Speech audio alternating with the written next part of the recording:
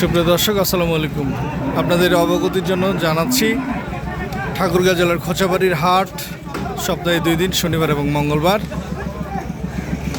যে স্কুল মাঠে গরুর হাট বসে, দৌলতপুর সলেমান খান দ্বিমুখী উচ্চ বিদ্যালয়, ডাকঘর দৌলতপুর, ঠাকুরগাঁও সদর, স্থাপিত হয়েছে 1963 খ্রিস্টাব্দ।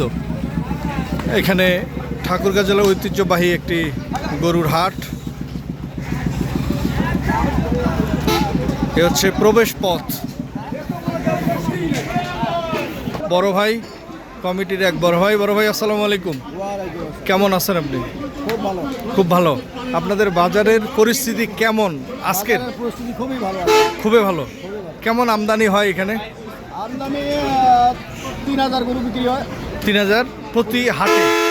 না, মঙ্গলবার করে 2500-3000 গরু বিক্রি হয়। মঙ্গলবারে করে 2500-3000। তবে সপ্তাহে 2 দিন, তবে মঙ্গলবারের হাটটা হচ্ছে সবথেকে বড় হাট। সবচেয়ে বড় হাট।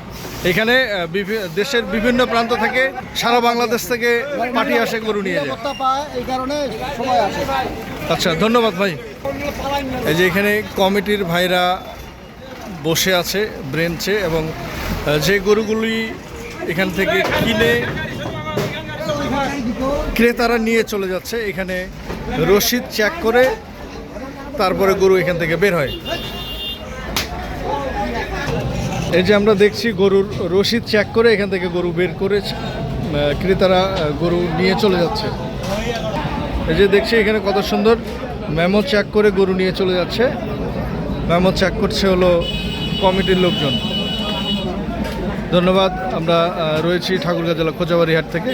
তবে যেখান থেকে দেখছেন, যে বাজার থেকে, যেখান থেকে যারা কিনছেন, সঠিকটা দেখে শুনে বুঝে কিনবেন। ধন্যবাদ।